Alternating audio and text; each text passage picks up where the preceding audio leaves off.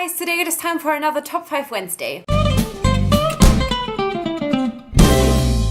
This week's topic are your top 5 favorite villains, and obviously I love this topic, and I know that this topic was a topic before a few months or years ago, and I'm honestly not sure if I did it. Anyway, favorite villains, really amazing. I am actually wearing a t-shirt with one of my favorite villains on it.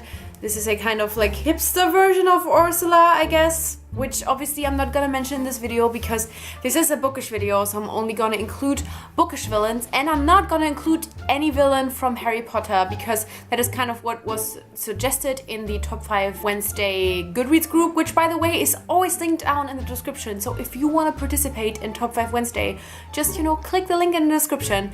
And our wonderful host Sam said try and not include anyone from Harry Potter because it's just kind of the normal thing to do. Honestly, I probably would not have included a villain from Harry Potter anyway because I just have other people that I feel really strongly about.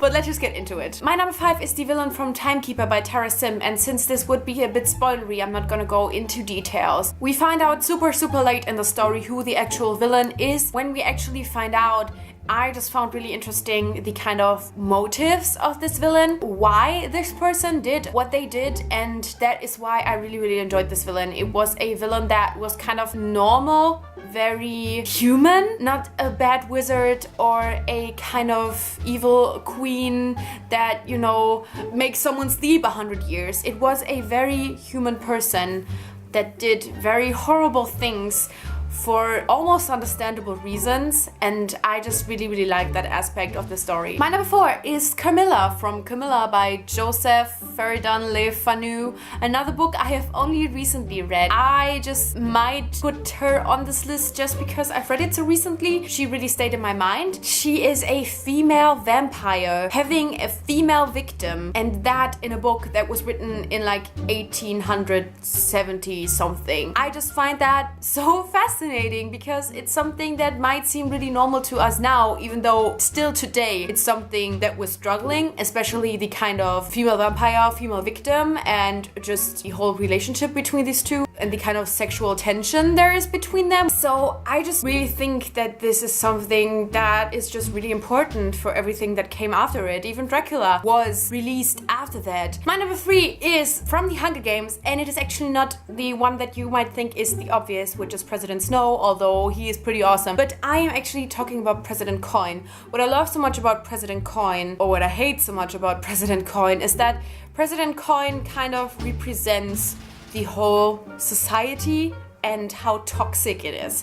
It represents that President Snow is not actually a villain, because if everyone was against what he was doing, there would be a way to make it stop. The villain in the story is everyone, is humanity, is most of society, because they want to see kids slaughter themselves. They find it enjoyable. They invest money in these people. They watch it on the TV. They celebrate it more than we celebrate the Olympics. And I feel like Coin is a good representation of that, because even though she is not the one who celebrates this, who actually seems like she is fighting against it, she is still the one that after everything we thought she was and she was representing, she's still the one that wants to enable the exact same things that the people before her have done. And I just think that's a really interesting concept and just so well done by Collins. It's probably not Coin herself as a villain, but kind of just the whole structure behind that, her being a representation of how the whole society feels, and it's just really fucking impressive to me. Number 2 is no surprise to people that have been watching my channel for a while, and that is of course Holland from the Shades of Magic trilogy. And honestly, I was not sure if I was gonna put him on this list because for me personally, Holland is not a villain. I have a theory that Holland is not actually evil, but just possessed all the time. Even if it is not what we kind of find out about him in the 3rd book, it would always be my headcanon. So it was hard for me to put him on a list with other villains.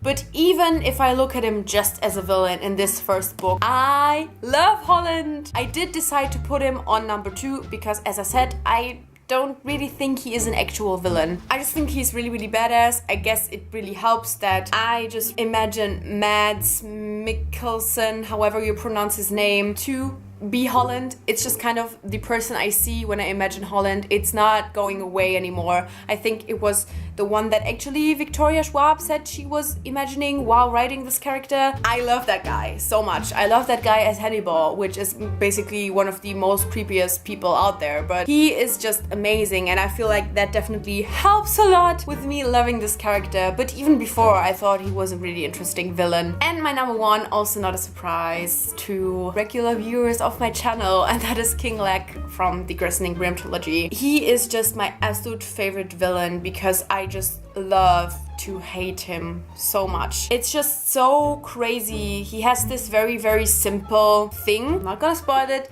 but it's just this very, very simple thing that makes him so evil. I think if he grew up differently without this thing, then he might just turn out to be a different person. But I think having this thing is really what almost makes you evil, because you realize what you can do and what you're capable of. And I feel like that would crush so many of us. But I just love how he is just this villain that is just there to be evil. There's no sad backstory, or at least from what I remember. Haven't read the third book in quite a while, but in the first two books, there is no sad backstory. Nothing that kind of happened to him that made him so evil.